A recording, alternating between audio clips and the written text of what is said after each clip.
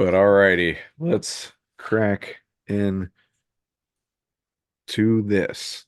Okay. Mentally prepared. Physically, we'll see. I took a lease out on your heart. I took a lease out on your heart. Can I at least have fun?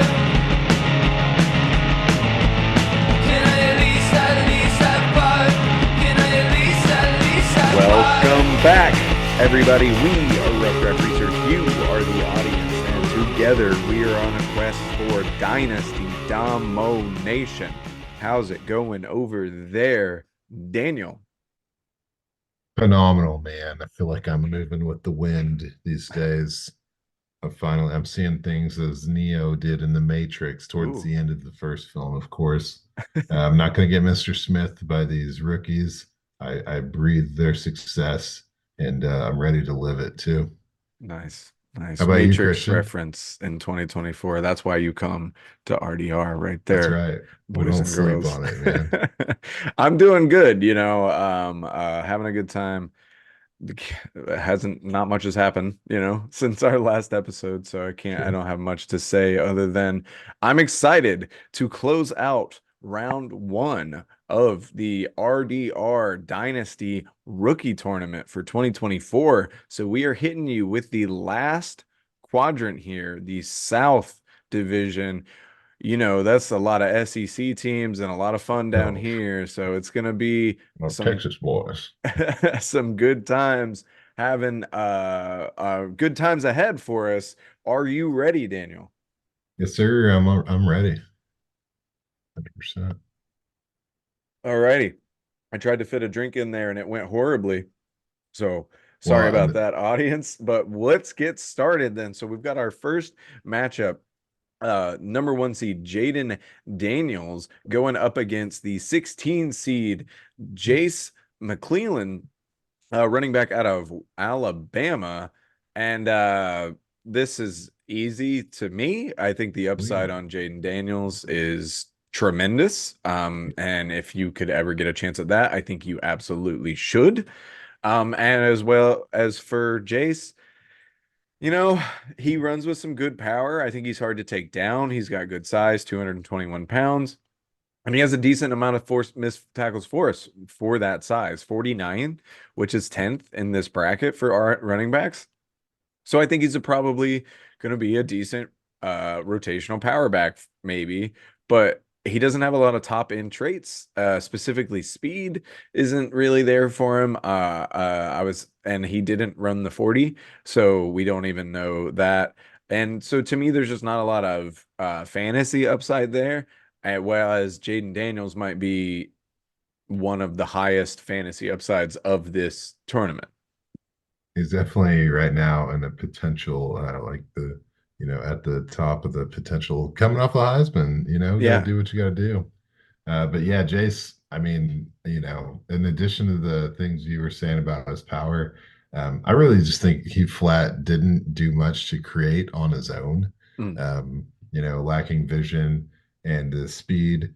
It was kind of rough, some Yeah. bad adjustments behind the line, and it was just kind of tough. He did do some damage if he could win the edge, but he Hmm. wasn't doing it consistently enough. So this is a guy I don't mind saying bye bye to.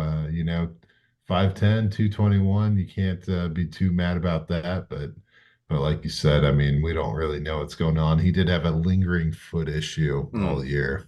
That's true. So So that's going to hurt him maybe he'll as just well. kind of maybe he'll just fix that and just shoot out of a cannon next year. But I'm willing to miss on him. Yeah, I'm willing to as well. Maybe somebody I'll pick up on waivers or something like that, but not somebody I'm going to look at as a serious option unless there's some crazy draft capital on him or something.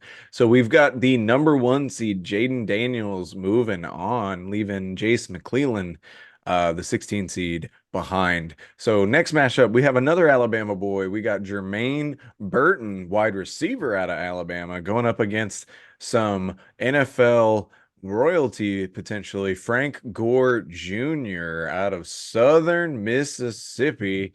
And This was an interesting one. I really, really, really, really wanted to like Frank Gore a ton. And I don't know. I just don't think there's a ton to get excited about necessarily. Like I think he's kind of slow. He's not overly explosive. He's shifty. He has Yep. 67 more missed tackles first, which is fifth for this tournament in running backs, which is really, really good.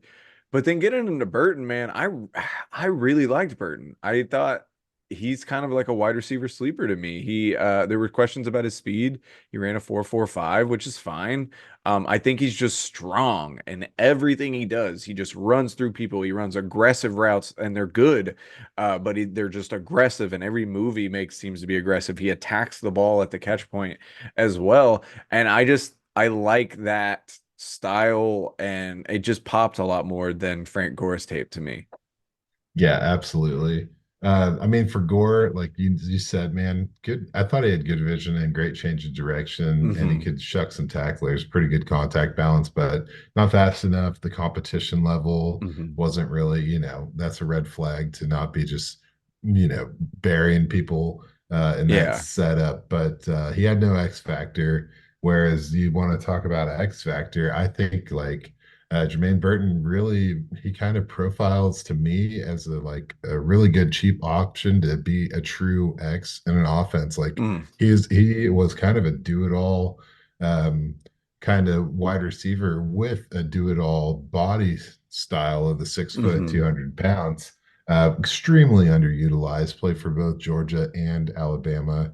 And really, man, you said aggressive. I'd say, yeah, aggressive, aggressive, aggressive. He's aggressively Hmm. quick and he had spicy moves that gave him plenty of space to make plays. So I'm all for Burton and I'm excited to watch a little more film on him as we line him up in the next round, huh? Yeah, yeah, definitely. He's definitely moving on, and he's another guy that I'm excited. I'm with you. I'm excited to dive more deep into. And then, just speaking on what you said about Gore and his vision and stuff, just real quickly. I mean, that's similar to like what his dad did super well. Was he's just this hyper intelligent running back, and that's why he lasted for so long and was still able to do it. So you never know, but like, yeah, there's just not that extra oomph to him, and you would want to see that. So the eight seed, Jermaine Burton, moving on, leaving Frank Gore Jr. behind. So we're going up to the 5 versus 12 matchup, and we got a little Texas on Texas action. We got Adonai Mitchell, wide receiver, going up against Xavier Worthy, wide receiver. Oof, man, this one, I don't know. What do you think? Okay. What do I think? Personally, I really liked what Adonai Is it Mitchell. Adonai? Oh, wow, I Yeah, getting fucked cool that with the up. name. Yeah, no, I'm with you. I really liked him in several ways, like many, many ways. And then Worthy, I liked how smooth he was, like smoother Hmm. than I expected him to be. And I mentioned it recently, but like a lot more physical. Like he doesn't know that he only weighs 165 Hmm. pounds. Like he's not playing like that. So this was extremely difficult for me. I ended up just because Mitchell had a pop year, Hmm. he's got there for the first time, whereas Worthy has been consistently producing. Hmm. I gave it to Worthy just off of that. Okay. Yeah, I think I was leaning Worthy for sure. You know, Adonai, right? Is that right? Yeah, Okay, Adonai, yeah. I need to work that into my memory. I apologize for that, sir. Adonai. Adonai, God damn it. All right, so Yeah, it's tough. Adonai Mitchell, my apologies. But I did like him. He has good size, that 6'2", 205. He's Mm, physical. Um, he has the tools to be great and go up and get the ball. He can be a red zone weapon, I think, and he could be used in a lot of different offenses like that. Um, I had some issues that okay.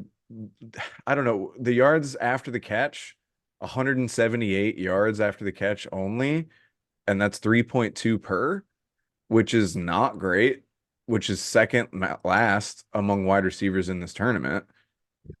And then his yards per route run is 1.72, which is dead last. And now I think that one is worth noting that Xavier Worthy was 25th out of the 29 wide receivers we have in this tournament. So maybe that's just the Texas offense.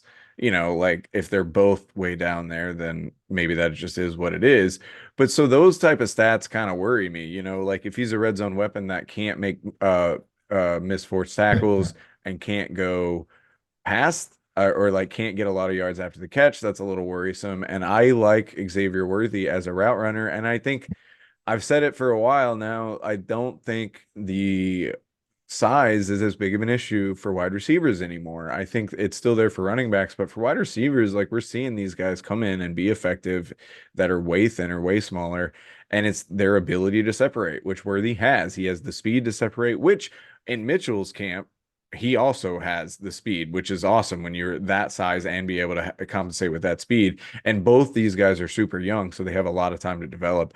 So I think this sucks for both of them that they hit each other here. I think they both could have moved farther in the tournament, but I'm with you. I think I want to go Worthy here, and maybe it's that record breaking 40. But like I said when the first time we talked about him, I think he's more than that. I don't think that he's just a one trick speed pony. I think he's got good routes. And I think specifically his out routes are dangerous, whereas Mitchell, I think, needs to be kind of groomed and moved a little more. But I do think draft capital will be huge for both these guys and landing spot. Yeah, I think there's a potential for Mitchell to get drafted first, personally, man. Oh yeah, big Honestly. time. I think he could get drafted in the first, Yeah, potentially, like the absolutely. late end of the first. I think people are going to see that size and speed combination and really, really go after it. And I can see it. I could see why. I don't know that I'm there with you. I don't know that I don't know. yeah. I Go ahead. like the dude. I mean, there's more to it than that for me. Like, I really liked his style. I thought he had a Okay. pro-ready style in his route execution. I thought he had like great fake outs and little moves that helped him create separation to Okay. where he wasn't just relying on his speed. I do think, yeah, just the size alone could get him there, but I think his technique is a little underrated. Um, but I don't know. Okay. The fact that he only produced this year is the only thing that really holds me That back scared you. in this matchup. But as far as like my excitement for him at the pro level, I'm there. Okay. Well, fair enough. I mean, it's somebody I'm definitely going to keep an eye on and see where he goes. I think he's Hmm. going to be a very popular name come draft season. But unfortunately, he does not make it out of the first round. We are going to go with Xavier Worthy, the 12th seed, moving on. So we're going to move on to the 4 and 13 matchup featuring another Texas boy, Jonathan Brooks, running back out of Texas, going up against Luke McCaffrey, wide receiver out of Rice, Christian McCaffrey's little brother.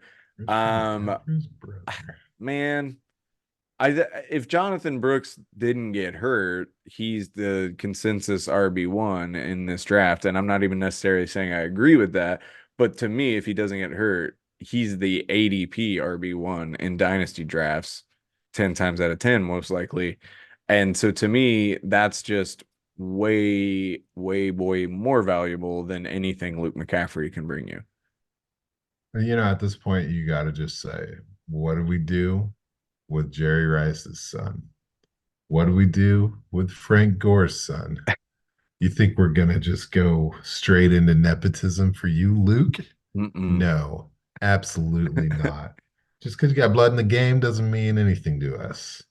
I mean, what you said about Jonathan Brooks may still be true even with the injury. Yeah, He may be the exactly. ADP RB1, and so you're not gonna mount any kind of a takedown, any kind of an upset right here, Luke.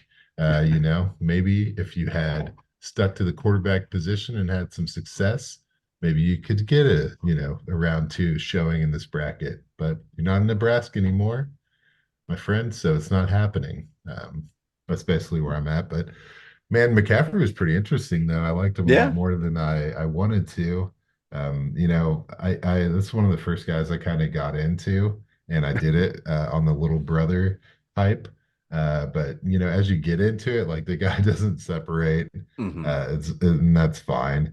Um, but he had the contested catches, like second to Rome Odunze in the number of contested catches in this tournament in college football, actually. And yeah, I don't know. I kind of I kind of like his potential. He had a ton of targets, a ton of work goes away. He didn't catch a lot of the balls, which was kind of sad. Yeah. He was under 60%, even though that's funny. His actual catch rate was about 60% and his contested catch rate was Hmm. 60%. So he was catching the contested balls just the same as he was the uncontested ones. So maybe that's a weird good thing. Um, Yeah. but I It's, don't know, man. it's There's a sad. lot not to like about his outcome. Yeah, I'm with you though. I didn't realize that he was second in contested catches for this tournament, but that does make sense to me because he does go up and fight and he has that concentration regardless of contact. He does seem to fight through it and he competes for the ball really at a high level, I think. But other than that, I don't think there's a lot much more Yeah. there, you know. Whereas, Jonathan Brooks is also not even 21. So it's just Right. one of these things that, as much as I like McCaffrey and it would be fun. I think another, like you said, nepotism out the door. So Jonathan Brooks moving forward and Luke McCaffrey staying behind. So we're going up to our 6 versus 11 matchup, and we've got Jatavion Sanders going up against Emani Bailey, and Sanders being the tight end out of Texas, Bailey being the running back out of TCU. And I went with Sanders here. I do like Bailey as, you know, he's good, he's decent, I thought he had really strong bursts on tape, but then he ended up in the 31st percentile. And then I didn't think he had really top end speed, and he ended up running a 4.6. And he's 5'7", 202 pounds. And it's just not, there's a lot of like red flags here. I think he like stays up really well. I think he is able to squeeze through small holes and find openings. But in terms of fantasy value, I don't see a lot there necessarily, unfortunately for the guy. Whereas Jatavion Sanders, there's not a lot of tight ends in this draft that we think might be super valuable. And he's this receiving, like fast, athletic tight end option that I think has a lot more upside than Bailey does. Yeah, he's definitely got a lot more upside. He's definitely going to be on an NFL field quite a bit Mhm. more than Bailey, for sure. But yeah, the things with Bailey, like you're saying, man, he didn't have a lot of traction up the middle. He did have some nice runs. If he could bounce out, he could get a little dangerous. You saw him; he had 19 breakaway run attempts, which is pretty high in the tournament. Mhm. Um, but yeah, I don't know, as a receiver, I thought he was impressive, not necessarily in his grade or any of the stats necessarily, but I thought he had a healthy collection of routes for a Mhm. running back. So that kind of level to his game might get him a little more opportunity. But yeah, just tested horribly at the combine. Yeah. Um, and so it's going to be hard to project any kind of success for him. Yeah, yeah, he likely falls into a rotational role, maybe even a practice squad role. Unfortunately, there wasn't a lot there, and then like you can't not test athletically and be small. I know that's like kind of rude to say, but like it happens, and I It's know one or we the were other. yeah, and I know we said like for instance, so a hypocrite police don't come after us like somebody like Bucky Irving. Bucky Irving is Yo, small and didn't test well, but his agility and his uh elusivity is what like made him, which is not what Bailey has. Like he doesn't have that type of lateral movement and that quickness to his game. So yeah, it's just there's not enough there. And so I think easily number 6 seed Jatavion Sanders moving on over 11 seed Emani Bailey, which brings us to our 3 seed Brian Thomas Jr., wide receiver out of LSU, going up against our 14 seed Kimani Vidal, running back out of Troy. And I I'm going Brian Thomas Jr. here, but I do like Vidal, man. I think he's a sleeper. I think he's sneaking into that like second round territory for the running backs. I mean, the acceleration I thought was awesome. His burst percentile ended up being a 78. He ran a 4.46. He I mean, he just has a lot of good tape. He had some exclusivity to his game. He clears 7 yards in a blink of an eye. I think he can burst through the hole really, really well. And I think landing spot is obviously going to be important for him and a lot of other running backs, but I like his sleeper potential. It's just not enough to get him over the upside of Brian Thomas Jr. Yeah, I mean, yeah, Brian Thomas Jr., pretty badass, pretty awesome Hmm. guy. We'll see how far he makes it in this tournament. But yeah, Vidal, I mean, you said a lot. He has the most rushing yards in the tournament. You know, Hmm. he definitely was out there grinding. I thought the 4.46 was sweet. I Yeah. thought that worked for him with the speed score at 87 and the burst like 78, you're saying. Hmm. And the combination that I liked about him. I love the punch and the power. Like he really was a hard hitter that kept things low and just charged up the middle. And he could just blow through tackles and move a pile. You know, he was elusive and explosive and doesn't have like any quit. Like his toughness was Hmm. on display. Another thing was he was a very, very good blocker. Um, and yeah, I don't know, top five and yards after contact, man, and his grade was a 93.2, which is pretty great. I mean, that's the best one here in the this segment of the bracket amongst all the positions. So he was Yeah. really successful. So we'll see how he does. He definitely seems like he's going to be a committee back out the gate, but I think he has the potential for something special, break off a Yeah. little surprise. Yeah, if he lands in a weaker RB room, I'm gonna snatch him up definitely, as often as I can. I mean, 94 missed tackles forced is the most in the tournament for any Yeah. running back. And he's playing at Troy, so not as often playing big schools necessarily, but I don't know. There's something about him that I like his sleeper potential.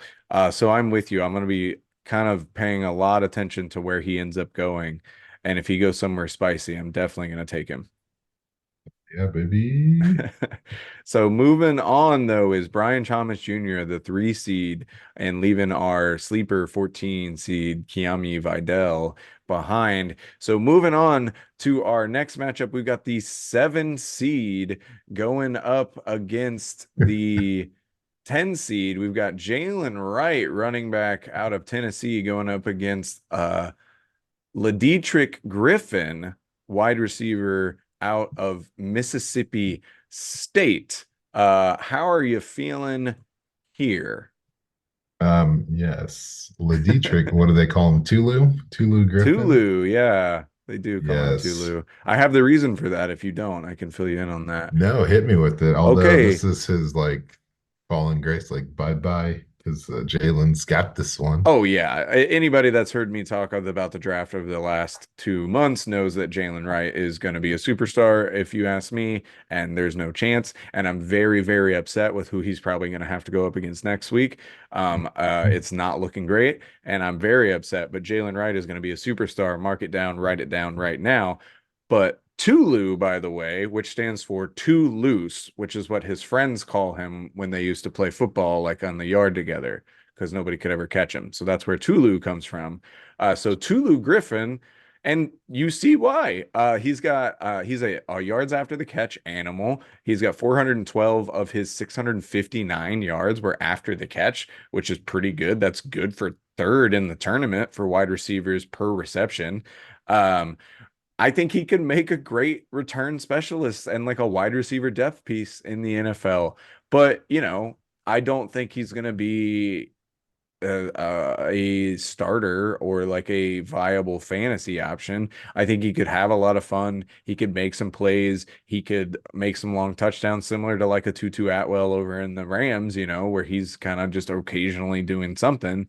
But I don't see him as any sort of fantasy viable, at least not in a dynasty draft.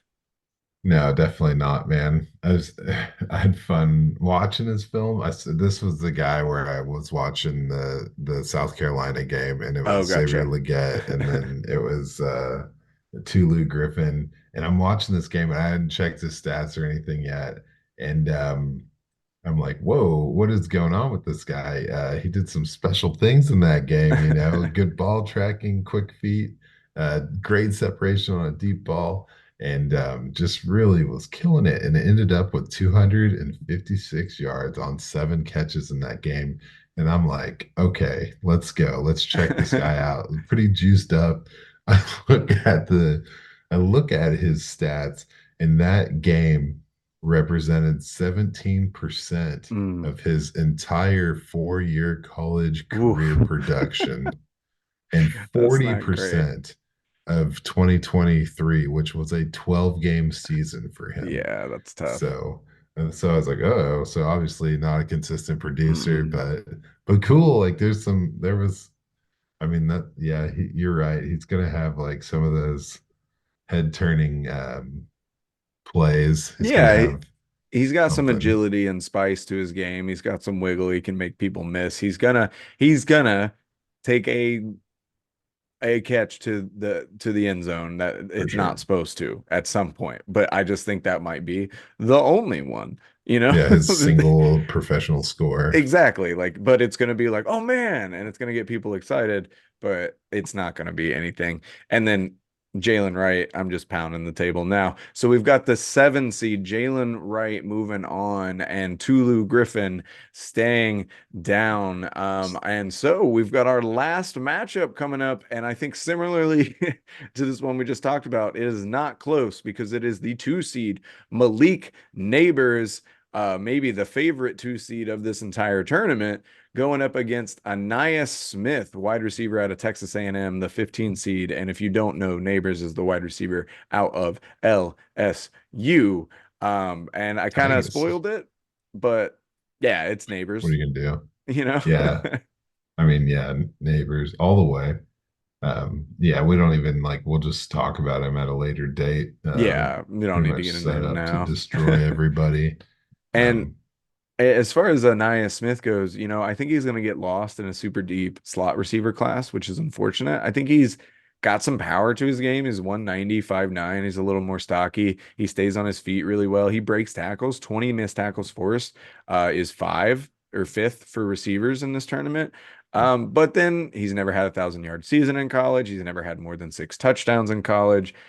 He could be a role player in the NFL, but I just don't see a lot of production upside for him.